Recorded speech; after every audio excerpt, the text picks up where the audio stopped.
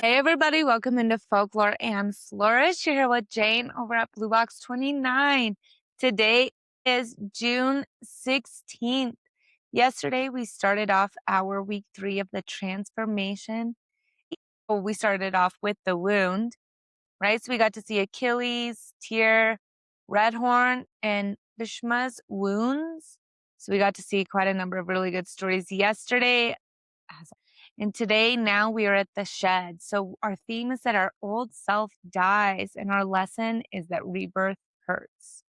So we are in the transformation, any of us that have gone through a transformation in the real world, which is every single person in one way, shape, or form.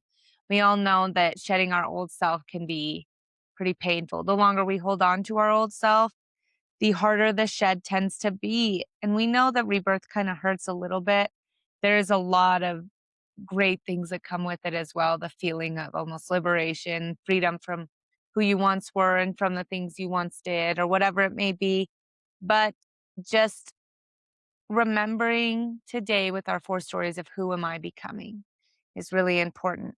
We're going to see 4 stories. We're going to see Aztec, Egyptian, Celtic, and Korean story today, different rebirth stories.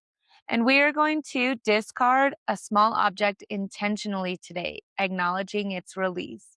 So we're going to discard something small today, do it with intention, and acknowledge the feeling that you have when you release it, as well as the space that it may free up in your house. And then today, our final thought is that we're just going to let go of one aspect of ourselves that no longer serves the path we are walking. So it's okay to sometimes acknowledge that we are changed people and that we are no longer who, some people saw us as or who we were to others. But today we're going to just let go of an aspect of ourselves that no longer serves our purpose and the path that we are walking. And with that, enjoy these 4 stories of the shed. Remember, who am I becoming? Discard a small object intentionally today. And just remember that while rebirth does hurt, it feels very good to let the old self die in order for us to become who we are meant to be. So with that, I hope you enjoy these stories, and I will see you tomorrow. See ya.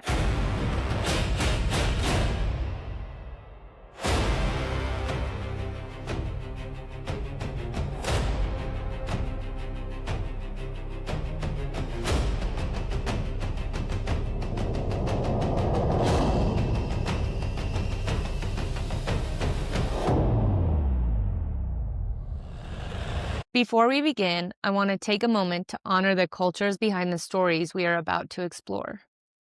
The tales shared here come from many peoples, lands, and traditions. I do not change these stories to fit modern expectations or to align with today's social standards. Instead, I present them as they were told, sometimes beautiful, sometimes harsh, sometimes challenging. We are not here to judge the past, but to understand it, to listen, to learn, and to honor the ancestors who carried these stories forward. We also share stories from various religious traditions. These are presented in their historical and spiritual context, with respect for their beliefs that they represent. Every culture deserves respect, context, and acknowledgement, and this space is dedicated to doing exactly that.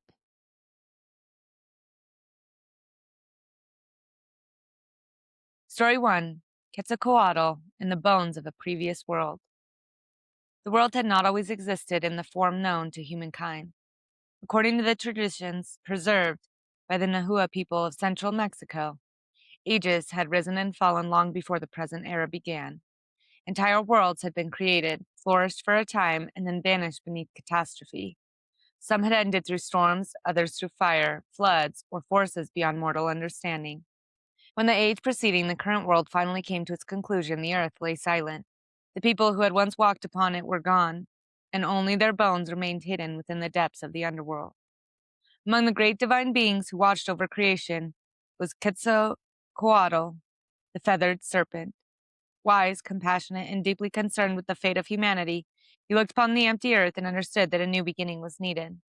Yet new life could not emerge from nothing. If humanity were to walk the world again, something from the previous age would have to survive.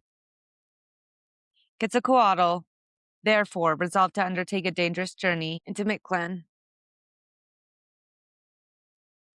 the realm of the dead, where the remains of the former people rested beneath layers of darkness and distance. The road to Mictlan was neither simple nor welcoming. Ancient traditions describe it as a place reached only after passing through numerous trials in difficult regions. Quetzalcoatl descended into the shadowed realm and approached Mictlan Tecutli, the ruler of the dead. The lord of Mictlan was unwilling to surrender the precious bones that remained from the previous creation. Instead, he devised challenges intended to prevent the feathered serpent from succeeding. Quetzalcoatl, however, relied upon intelligence, persistence, and determination. He endured obstacles, solved difficult problems, and continued forward despite every effort to turn him aside. Eventually, he succeeded in obtaining the sacred bones, yet the journey back proved just as perilous as the descent. Pursued by danger and burdened with his precious cargo, Quetzalcoatl stumbled. The bones fell and shattered into pieces of different sizes. At first glance, the accident appeared disastrous. The remains he had struggled so hard to recover were broken and scattered. Yet what seemed like failure became part of a larger transformation. Gathering the fragments together, Quetzalcoatl carried them from the underworld and brought them before the gods. There, through sacrifice and divine power, the bones became the foundation of a new humanity. Because the bones had broken into many places, people entered the world in different shapes, sizes, and appearances. The flaw that occurred during the journey became part of creation itself. Rather than preventing rebirth, the breaking of the old world helped shape the richness and diversity of the new one. For generations, this story endured because it speaks of renewal emerging from loss. The previous world had died, its people had vanished, yet from those remains came another beginning. Quetzalcoatl's journey suggests that transformation is rarely comfortable. The old self often must be left behind before something new can emerge. Rebirth requires change, and change frequently carries pain alongside possibility. The destruction of one chapter becomes a foundation upon which another is built, allowing life to continue in forms that could not have existed before. Story 2, Osiris and the Reassembly of a King. Along the fertile banks of the Nile, where life flourished because of the river's annual floods, and ancient Egyptians told stories about gods whose actions shaped both natural world and the destiny of humanity. Among the most beloved of these figures was Osiris, a ruler associated with fertility, justice, order, and the rhythms of life itself. His reign was remembered as a time when civilization prospered and people learned the skills necessary to build thriving communities. Yet his story would become famous not because of peace, but because of what happened after everything seemed lost. Osiris had a brother named Set, whose jealousy grew as Osiris's influence expanded. Unable to tolerate his brother's success, Set devised a scheme to seize power for himself. Through deception and treachery, he succeeded in killing Osiris and taking control of the kingdom. The act plunged the land into grief, order gave way to uncertainty, and the balance that had sustained the world appeared shattered. For many stories, such an event would mark the end. In Egyptian tradition, however, the ending became the beginning of a profound transformation. Osiris's wife, Isis, refused to surrender to despair. Renowned for her devotion, intelligence, and magical knowledge, she began searching for what remained of her husband. Her quest carried her across rivers, marshes, and distant lands. Piece by piece, she gathered the scattered remains of Osiris. The task required patience, determination, and unwavering hope. Every fragment recovered represented an act of faith that restoration remained possible despite overwhelming loss. As the search continued, the story became less about recovering what had been and more about creating what could be. Isis understood that the past could not simply be restored exactly as it once existed. Too much had changed. Too much had been broken. Yet she also believed that destruction did not have to possess the final word. Through her efforts and through sacred rites preserved within the tradition, Osiris was reassembled and transformed. The result was not a return to his former life. Instead, Osiris entered a new role as ruler of the afterlife and judge of the dead. The king who had once governed the living world became a guide for souls journeying beyond death. His identity changed. His purpose evolved. The loss he endured became the foundation for a different form of existence. What appeared to be an ending revealed itself as a passage into another stage of being. The ancient Egyptians found deep meaning in this story because it reflected patterns visible throughout nature. Crops died and returned. The Nile retreated and flooded again. Seasons changed, yet life continued through cycles of transformation. Osiris embodied this principle. His death did not erase him. Instead, it reshaped him. The story suggests that profound change often requires leaving something behind. The old self cannot always accompany us into the future. Sometimes it must be transformed so that something new may emerge in its place. For countless generations, Osiris remained a symbol of renewal, demonstrating that rebirth is not a return to what once was, it is a creation of what comes next. Story 3. Cerridwen and Taliesin. In the green lands of Wales, where mist gathered over hills and dark lakes held the reflection of passing clouds, there lived a powerful enchantress named Cerridwen. She knew the virtues of roots, herbs, moonlit waters, and hidden worlds, and among her possessions was a cauldron whose depth could hold more than any ordinary vessel. Cerridwen had a son named Morfrin, and because she feared the world would mock him for his appearance, she resolved to give him a gift no beauty could rival. She would brew for him a potion of wisdom and poetic inspiration, a draught so powerful that only the first 3 drops would hold its blessing. The potion had to simmer for a year and a day. Cerridwen gathered herbs from lonely places, roots from damp earth, and plants known only to those who understood the secret speech of the land. She placed the mixture in her cauldron and set a young boy named Gwion back to stir it while another servant kept the fire alive. Through cold mornings, rain-dark evenings, and long nights when wind pressed against the walls, Gwion watched the potion shift and darken. Steam curled above the cauldron, carrying strange scents through the chamber, and the liquid moved as though something within it were slowly waking. When the final day arrived, the cauldron hissed and trembled upon the fire. Gwion leaned close to stir the surface, just as 3 burning drops leapt from the brew and struck his hand. The pain made him gasp, and without thinking he placed his fingers in his mouth. At once the whole world seemed to open inside him. He understood the speech of birds, the turning of seasons, the hidden shapes of fate, and a terrible certainty that Cerridwen would know what had happened. Fear seized him, and he fled from the house before her footsteps crossed the threshold. Cerridwen discovered the ruined potion and came after him with all the fury of a storm. Gwion changed himself into a hare and raced across the fields. Cerridwen became the greyhound and followed his track. He plunged into a river as a fish, and she pursued him as an otter. He rose into the sky as a bird, and she swept after him as a hawk. At last, desperate and weary, he became a single grain of wheat and hid among the harvest. Cerridwen transformed into a hen, scratched through the grain, found him, and swallowed him whole. Yet the old magic was not finished with either of them. In time, Cerridwen gave birth to a radiant child, and though anger had once burned in her, she could not bring herself to kill him. She placed the infant in a leather bag and set him upon the water, trusting the current to carry what fate had remade. The child was found and raised, and he became Taliesin, greatest bard of Wales, whose poetry was said to shine with wisdom born from the cauldron, the chase, the swallowing darkness, and the mystery of being made anew. Story 4. Dangun and the Bear Woman. In the first age of the world, when mountains stood close to heaven and forests spread thick around the valleys below, Huan Nung, the son of the heavenly king, looked down upon the earth and longed to dwell among its people. His father saw his desire and allowed him to descend with heavenly companions who governed wind, rain, and cloud. Huan Nung came to a sacred mountain beneath a sandalwood tree and established a holy city there.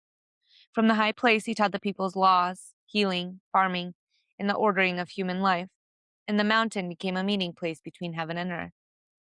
Near that sacred mountain lived a bear and a tiger who wished to become human. They came before Huan Nung and begged him to grant their desire. Huan Nung listened to them and gave them mugwort and garlic, plants sharp with earth and medicine, instructing them to remain inside a cave, away from sunlight, and to eat only what he had given them for 100 days. If they endured the trial, their wish would be granted. The bear and the tiger entered the cave together, leaving behind the bright forest, the warmth of the sun, and the freedom of their old lives. Inside the cave, darkness surrounded them. A scent of damp stone mingled with the bitterness of garlic and mugwort, and outside the entrance, the living world continued without them. The tiger grew restless, and as days passed, pacing in the shadows and longing for open air, fresh meat, and sunlight across his back. The bear suffered too, yet she remained patient. Hunger pressed upon her, and loneliness filled the cave, but she held herself to the command she had been given. The tiger finally abandoned the trial and rushed back into the forest, while the bear stayed alone in the darkness, enduring the slow work of transformation. At last, the bear's patience was answered. Her animal form fell away, and she emerged from the cave as a woman named Mya. Though she had received human form, her heart still carried longing, for she had no husband and no child. She prayed beneath the sacred tree, asking for the fullness of human life. Huang Nu heard her prayers and took her as his wife, and in time she gave birth to a son named Dangun, born of heaven's descent and earth's endurance. Dangun grew into a wise ruler and founded the ancient kingdom of Gojoseon. The story of his birth was carried through generations because it began not with conquest, but with transformation and darkness. A bear entered the cave and waited through hunger, silence, and loss of her old life. And from that patience came a woman, a child, and the beginning of a people's sacred history. Daily Thread for June 16th, The Shed. There are moments in every life when something must be surrendered before something new can emerge. The old stories speak of this mystery in different voices, yet they gather around the same fire. Quetzalcoatl descended into the realm of the dead and carried the bones of a vanished people into a new age. Isis wandered across Egypt, gathering the scattered pieces of Osiris, refusing to let destruction have the final word. Guionbak tasted wisdom and was chased through 1,000 forms before becoming part of a greater destiny. Taliesin. Deep within a dark cave, a bear endured hunger, solitude, and uncertainty until she emerged transformed, becoming the mother of a kingdom's founder. None of these stories begin with triumph. They begin with loss, breaking, scattering, darkness, or the surrender of something familiar. The old self is shed, the old world falls away, the old shape can no longer contain what is trying to become. Yet the storytellers never linger at the ending. They watch as bones become people, as fragments become a king once more, and as a frightened servant becomes a legendary bard, and as a patient bear becomes a woman whose descendants shape history. Across deserts, forests, mountains, and rivers, the lessons remain hidden within the stories themselves. Renewal rarely arrives by preserving everything exactly as it was. Something must be released, something must be transformed, and something must be left behind. What appears to be a breaking apart is often the beginning of a becoming. The shed skin, the shattered bone, the scattered pieces, and the abandoned form are not the end of the tale. They are the quiet threshold where one story closes and another begins.